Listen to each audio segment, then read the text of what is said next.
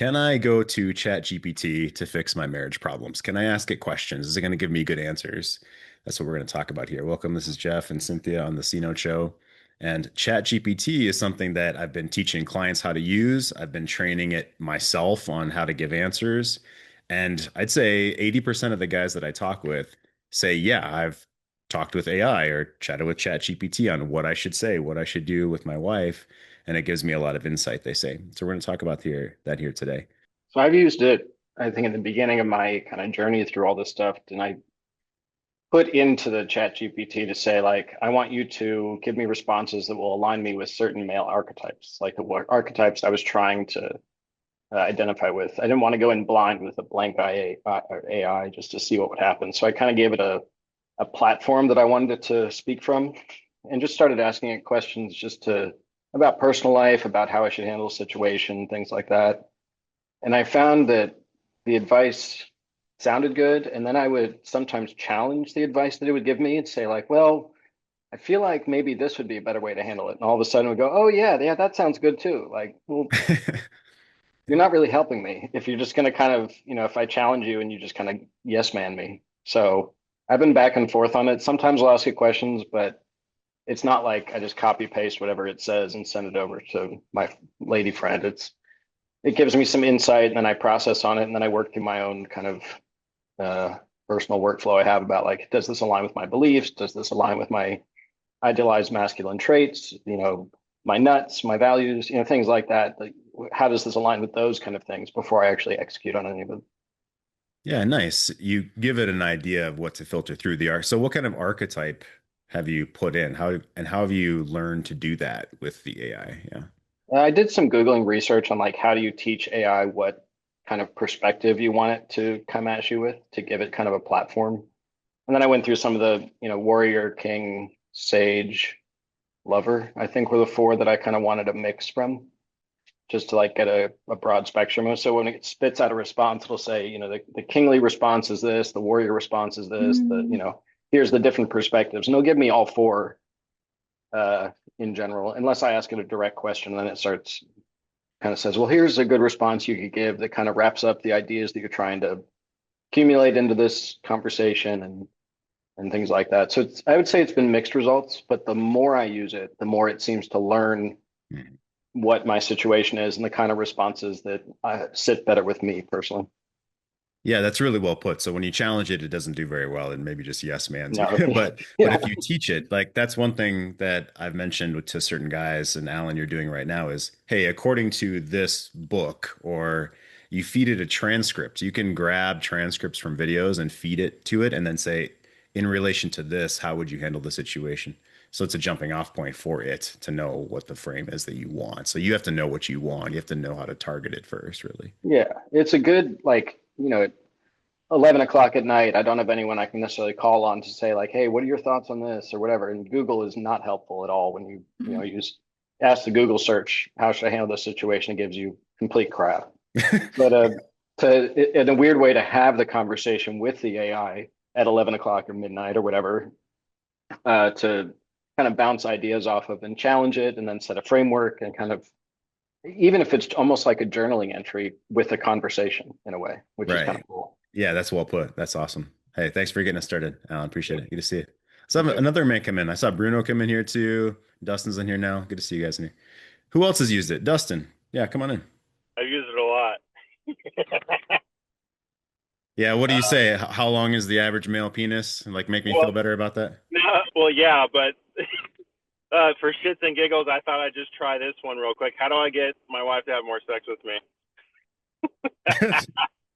Nice. What does it say? This isn't like what I am always putting down, just maybe once a week.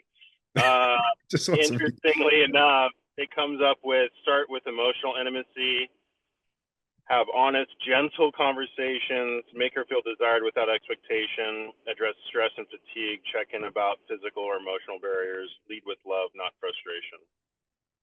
Pretty close with what we're working on, I think, as a group. Yeah, that's well put. And it sounds really good. I'm glad that you're saying this is something I wanted to get to today.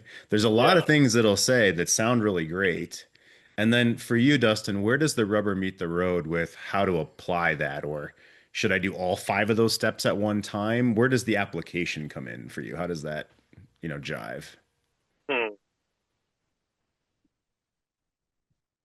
I think where I'm troubled with, like, all these things sound great, but I think it starts with me first, rather than like trying to, at least that's where I'm at in my relationship. Instead of like trying to grasp for something out there, like I need to look at finding who I am first. Like, what are my goals? What are my aspirations? Like, where do I feel fulfilled? Because if you gravitate more towards like, what do I need to do to manipulate a situation? Like, they're gonna feed off of that. Yeah, exactly. So let me ask Cynthia. Cynthia, this is something I wanted to ask you today. When a man just goes to ChatGPT to say the script, or he's copy pasting into a text, which it'll even say, "Do you want me to give you a script you can text?" It'll say that. It'll say that, Yeah. right? So can a woman tell the difference? I'm assuming is yes, or where's the difference in heart versus just trying to manipulate or cajole an outcome? Yeah, I mean, such an incredible question. And, we're talking about situations that are already maybe tense or emotional, anyways. And maybe your wife already has oversensitive, spidey senses.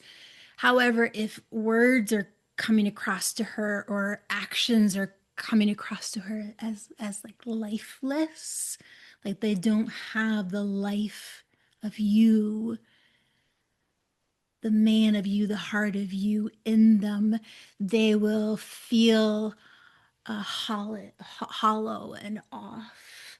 Uh, and that off feeling is really particular. I am experiencing that now as AI ads are becoming more prevalent on YouTube. They're supposed to sound like, in this case, is a woman speaking or selling a product, but they're so hollow and off and lacking in life that I get the heebie-jeebies just listening to them. That makes sense. Yeah. So Dustin, from there, how do you take a piece that works for you when you're saying, how do I have more sex with my wife? How do you take something from there and move forward for yourself? Yeah, I'll take one thing that it does say is like, start with emotional intimacy and like show up emotionally and mentally, being present, listening actively, and engage without trying to fix her. I think that's one takeaway that I'm practicing now, like finding my own presence, um, and being the calm in the storm, like when she's in the storm. Like usually, if she's in the storm, I match her her energy, Yeah. and that's a recipe for disaster. Yeah. So is this a reminder for you? How are you using it as a tool? Because these are things I think up here, but it's how to Yeah, apply. Yeah. I would say as a tool, what I've used it as a tool lately too is like, if I've used it for um, the boardroom exercise a little bit too, and that's been helpful. Or if like I'm in a, like my mind is racing, I'll like just spit out the bullshit, and it'll kind of affirm like, hey, that sucks, I get it, um, and then kind of give you tools on how to maybe either address it or help you process it. It's almost been like a self journal, like there's a feedback at least to help me like expand what's going on in the dark. Yeah, totally. So if there's a man here that doesn't know what the boardroom exercise is, Dustin, how would you quickly describe that? Or what do you have to ask ChatGPT to add to it to make it? Yeah. So there's like different parts within our soul that are speaking. Like there might be the childhood self, it might be the lion, it might be the dove, or whatever animal or whatever person, the warrior. And there's different parts of us that are communicating internally and like giving them the opportunity to speak. Otherwise, it might just come up in a blowout with your spouse or with your kids or with your boss or whatever it may be, and giving that opportunity to basically to process what's happening internally. Right, exactly. So for you, what's the most illuminating when you can vent to it as it's a journal and then it gives you feedback. So what's the most illuminating for you? I think the most illuminating part is like if there's like the little boy inside that's speaking from like hurts from the past, it affirms that space and it helps me kind of like protect that space. and it almost feels like I'm being heard, even though like I don't have a human in front of me. It's helping me, like it's like a mirror in a sense. It's Yeah. like, Yeah, so yeah, 100%. it's mirroring the voice. Yeah, thanks for saying it's you're seeing your own self, you're recognizing your own self, but it's put in a way. One meditation that I do is my grandfather. I care a lot for my grandfather. He passed away a while ago now, but he was kind of my childhood hero. He had time to be retired and build tree houses with me and teach me how to sail and all that, right? So he had the time. And I would do this meditation where I was a child, I was a boy, probably about 10, sitting next to my grandfather. And really, that is me seeing myself, but it's put through the image of him, through the image of my imagination. And what you're doing and what you suggest as a tool that I'm hearing is use ChatGPT as that, but in your own way. That's what I'm hearing. Yeah. Yeah. Yeah. Cynthia, what are you seeing that Dustin's doing that you've noticed our clients and our groups and in our one-on-ones, maybe they get stuck on where Dustin's using this as a way to see his own self, to talk with it in our boardroom kind of way. What are you seeing there? Yeah, Dustin, I love your description. And even you're alluding to I used to have the pattern where I'd match my wife's feelings or emotions in the moment. And it reminds me of your wife. All of us still have a little person inside, that little child. And so if she's acting from her little child place and then tries to evoke in you as her man the younger part in you, and that's the energy you're meeting at, she can't feel the difference and polarity and tenor of what masculine presence, that sacred masculine energy really is for her to pour into, even when she's acting from a littler self. And so that just sounds masterful of practicing the mirroring in a way where that part shows up, but doesn't get a lot of airtime in the real human to human, because I do think women are naturally inclined. They want to be met in the emotion or energy they are. So the pull of trying to get you to be in that energy with them, it's probably not conscious in them, but I would imagine it can be very strong. Hmm. Yeah, that's well put. That's probably a great topic for another question or another time too. Or if a man has a question about that, her pull, wanting to pull you into the emotion, their Yeah. natural inclination to do that. Hey, thanks, Dustin. Great stuff. Let's have another guy come in. Yeah, in my case, it wasn't as deep as Dustin and Alan here. I just had a question, like a reminder. I need to remind myself of the theory, right, behind the topic that I was trying to understand, and it helped me, right? It reminded me the reasons why, then there a logical understanding, and it because it reminded me and kind of reduced the ease or the anxiety that I was, or the anger or the feeling that I was having by reminding myself, right? And this is something that I'm practicing more and more about, right? What you believe, what you interpret, you feel, right? So Hmm. that loop, it's been kind of mind blowing for me, right? That you can control your feelings. Hmm. So when I'm having problems with my feelings, so I start questioning, hey, what am I thinking here? So I need to use that to remind myself, right? Use a tool to correct my thinking and then eliminate any emotion that is coming out of my incorrect thinking. Hmm. Yeah, that's awesome, Aaron. So, what's the belief underneath my thinking that's making me feel this way? And so, how have you taught ChatGPT to do that with you or for you? No, I haven't. Oh. It's more my practice, and Hmm. then I used it once, and it helped me. And it's like, oh, this is interesting, and that's where I am right now. As I learn from what they're talking about, they're deeper into the tool that I am, right? So, but I'll go in there because it does help. It does support the effort, the personal effort that I'm going through. Yeah, that's well put. Exactly. Thanks, Aaron. Yeah, let's jump into some examples today too. That's great. Good to see you, Aaron. Let's jump into some things that it's good with and it's not good for. So I went to ChatGPT. I have the $20 a month membership as well, which you can get fancy voice interactions, right? So you can talk to it too, and it's got fancy voice. And I punched in, can ChatGPT replace my relationship coach? And it can support and even simulate. This is what it's saying. Can support and even simulate aspects of coaching, but it's not a full replacement for a real emotionally attuned and strategically responsive coach. Depends on what kind of support you're looking for. It can help with clarifying thoughts before conversations. So help me prepare to talk to my wife about emotional distance, as we were saying earlier, right? Rewriting emails, be careful about this one, right? The one thing that I didn't show today, but you can punch into ChatGPT is I want to write my wife a letter. Help me write my wife a letter. And it's usually a mistake. So this is one example of it's often a mistake to write your wife a letter at certain points where an experienced professional can say, hey, maybe that's not a good idea right now, where AI is just going to try to help you do what you're telling it you want it to do. So that's an example.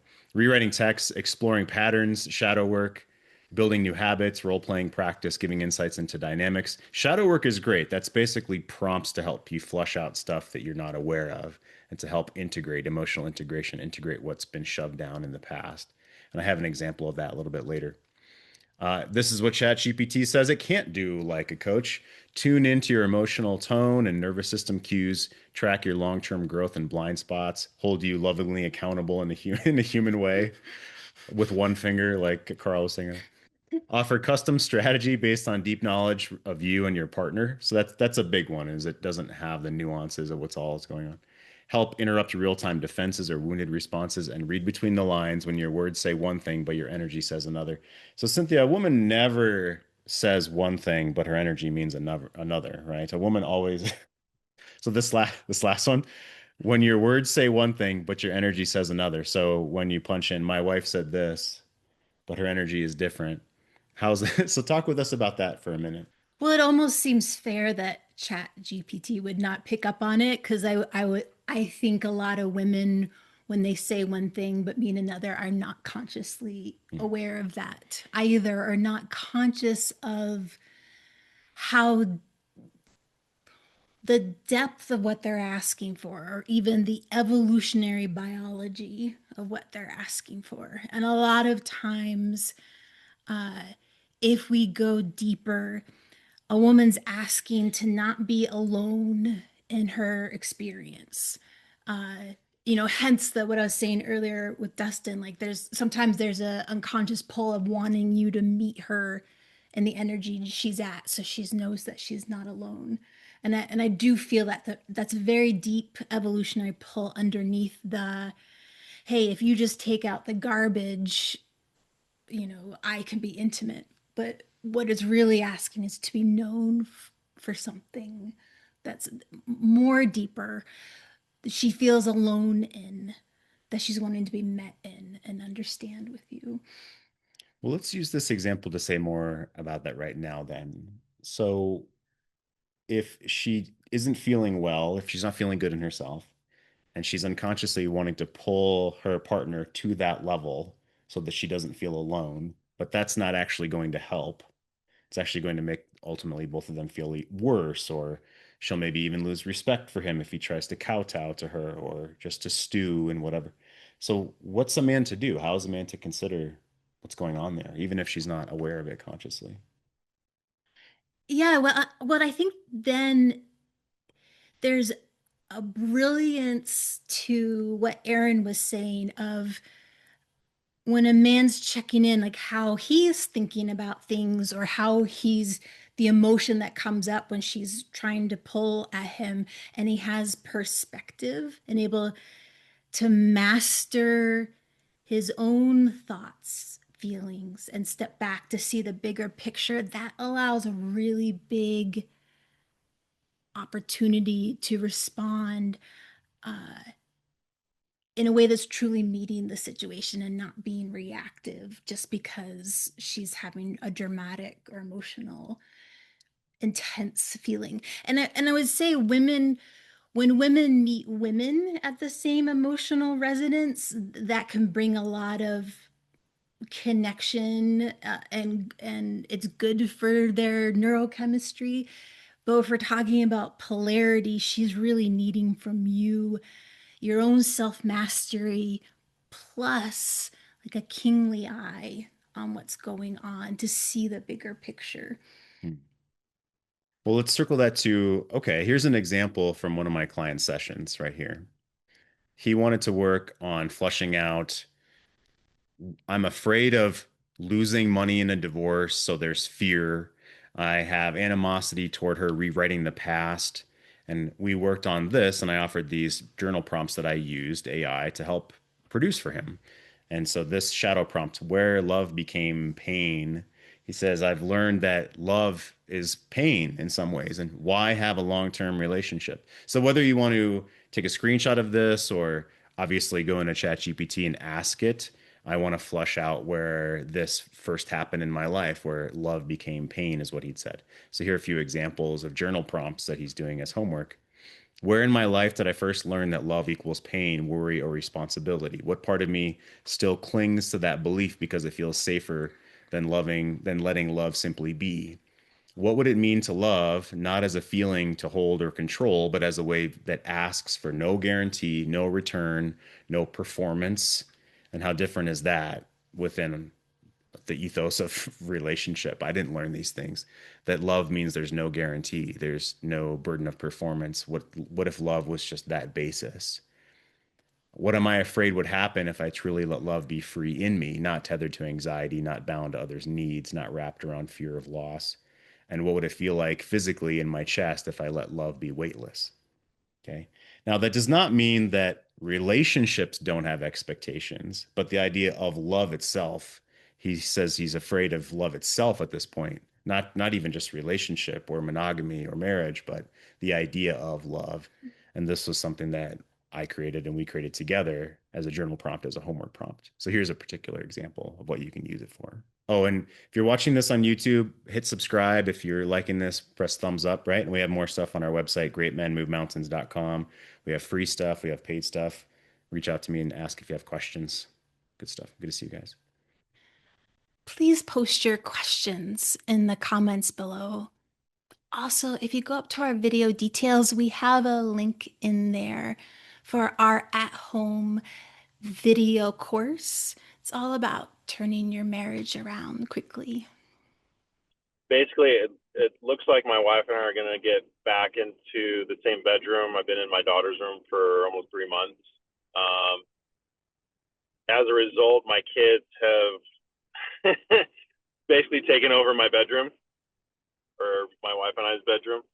And so I think we're trying to find a way to like navigate that and transition them back into their bedrooms without it being so disruptive. But what I will say behind all this, my wife's history was she was in her parents' bedroom until she was almost 12 years old.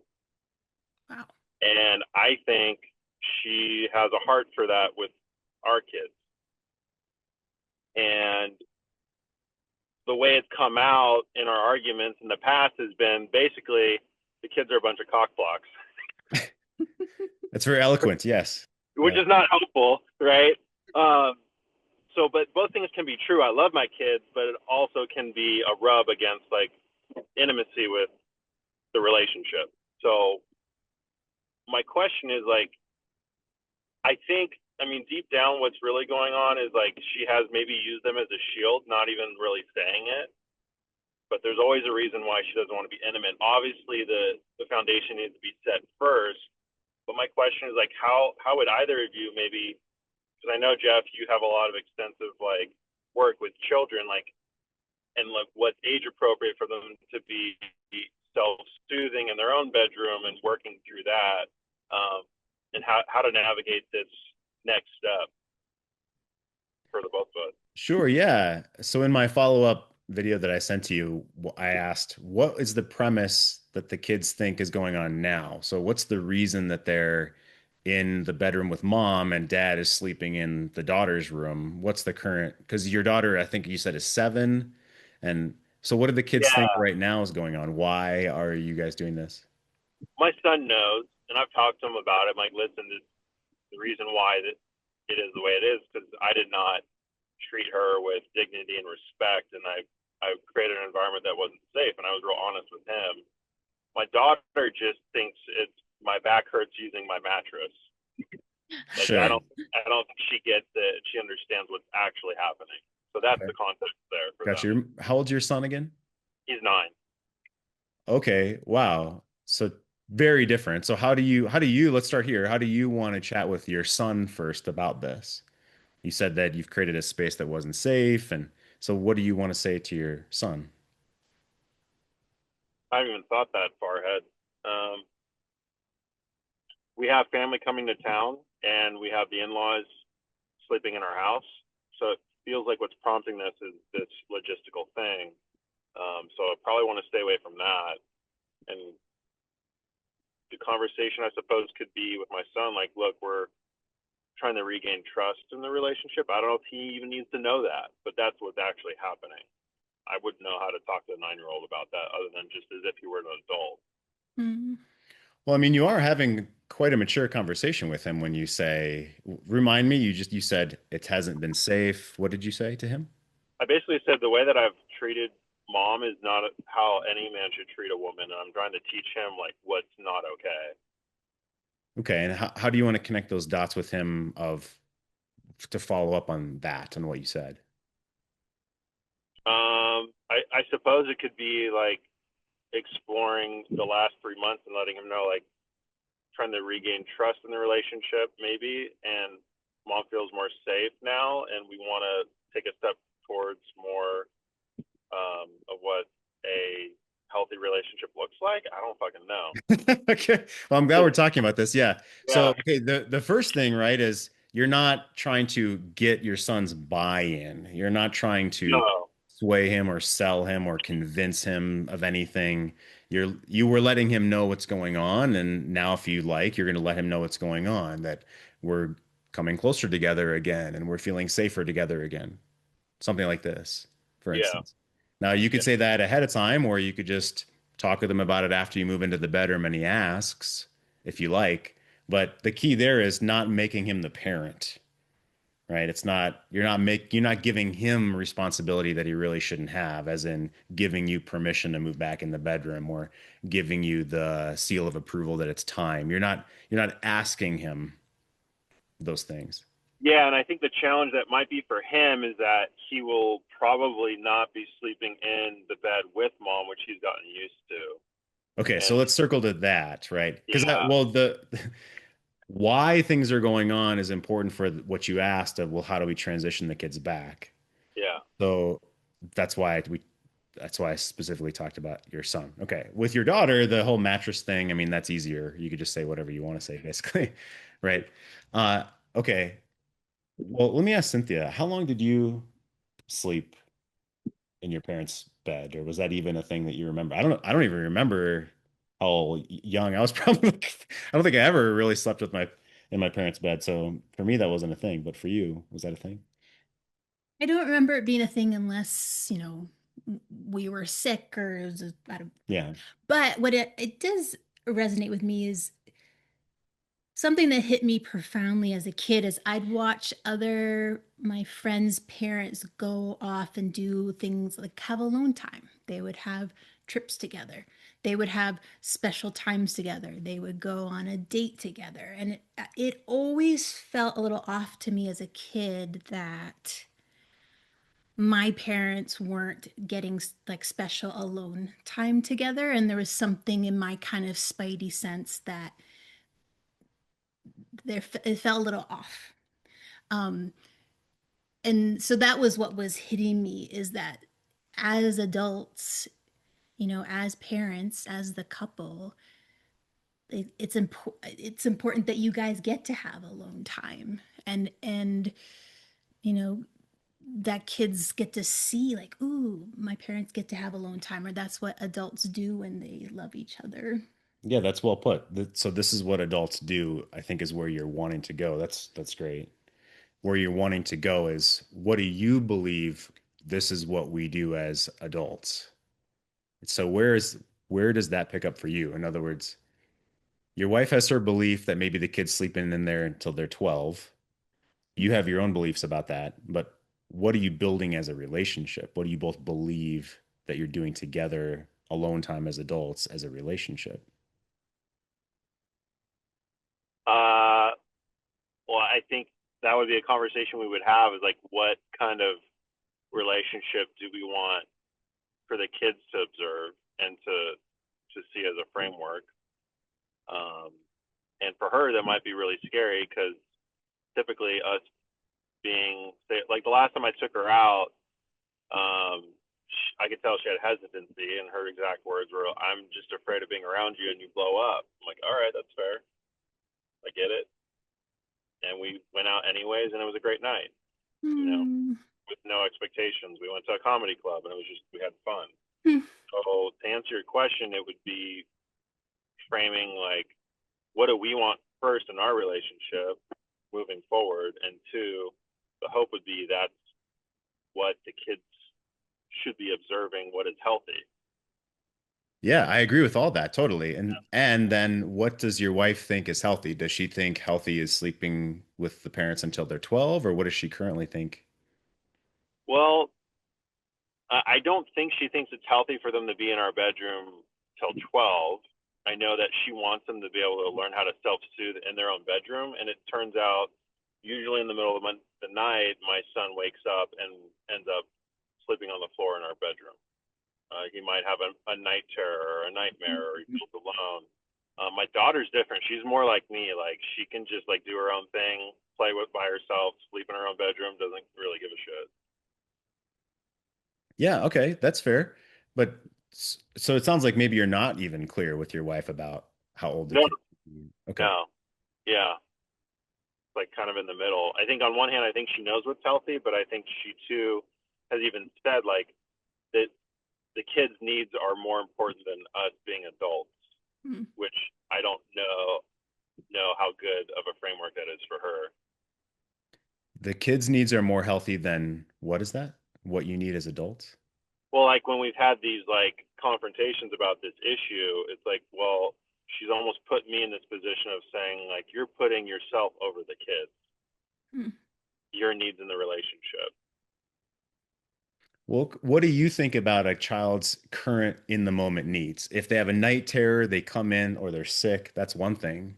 That But makes sense. Yeah, right. But if Johnny wants dessert before dinner time, just because the kid wants that doesn't mean that it's needs to be heated, obviously. It doesn't need to be done, obviously. So that there's a spectrum there, of course, right? yeah, So here's the moving pieces. What the kids think is currently going on, okay? right, What you want and how you want to model for your own self and for the relationship, what you value, what your wife values, what the two of you are willing to do in exchange with the kiddos. Like, again, night terrors or they're sick is one thing, but just sleeping in the same bed ongoing until you're 12 not, is a different thing. These right. are all the different moving pieces. So, which one of those feels the most distant or difficult or challenging for you? Uh, Probably what feels most challenging is uh, setting a framework for what's healthy for the relationship and how the kids can get in the way of that by staying in our room too long. Like literally like falling asleep in our room first rather than them falling asleep in their room first. Yeah, okay. Yeah. So, is the next step to go to your wife and say, "Hey, I want to transition the kiddos back to their room, and I want to ask, what do you think's the most important about this, about their learning, about what they see with us?" Is that what's next?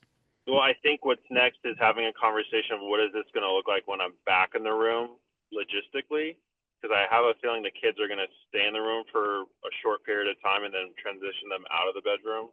Because I don't think we want it to be too disruptive right away.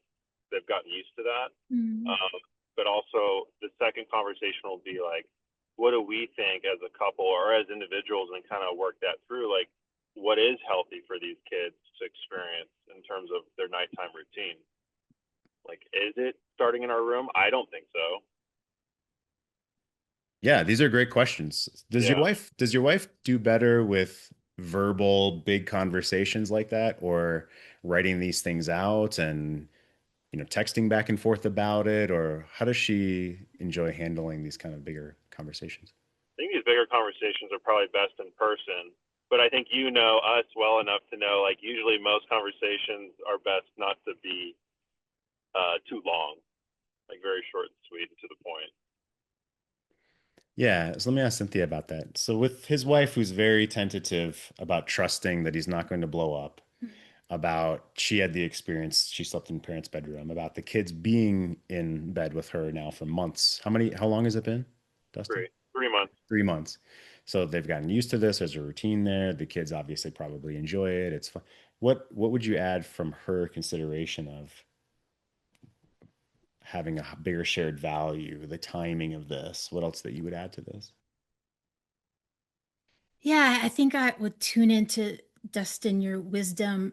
You said really early on that she's both serving your kiddos by like wanting them there, but also she kind of gets something out of that too. And so to if I feel into her probably making it all different all at once, might feel like she wants to hold on to what's familiar because she's not sure how to trust what's different yet. And so even the for considering for her that there's a slow transition from what's been normal to a new normal, that's what hit me when you said that. Like, hey, there's special days, Friday nights we all pile into bed together and we fall asleep, or whatever, the couple days a week. Because I even feel her probably not wanting the rug to be ripped out from under her of what's felt good and comfortable and familiar. Yeah, so I saw you smile in joy of the vision of what you're going to do and how you're going to transition this, sort of painting the picture. Yeah, because it actually does feel like what a wonderful, incredible celebration you guys already have as a family, and that it gets to be a celebration and a special time, as opposed to just like, oh, this is what we do day after day. Yeah, that's well put. Yeah, Dustin, so those, I think I saw you taking notes along the way. There's moving pieces here, right? So definitely write to me about them, practice them one step at a time. I wouldn't try to do any of this in one sweep with your wife. Yeah. Yeah, it's a great question. We're almost out of time, but let me read Paul's point here. Dustin's story sounds like a piece of my marriage with my kids. Tough situations to be put when she says they're only young once, which implies that I should be placing more value on the kids in the bedroom versus spending quality and intimate time together. I think this is also what Aaron was saying, that what if she's controlling the situation by having the kids in the bed and she's blaming it on something else? And so she keeps the kids as a as Dustin so eloquently put, cock block, but she's putting it as more of a buffer for herself. And that's a great topic for another time we could talk about too. Yeah.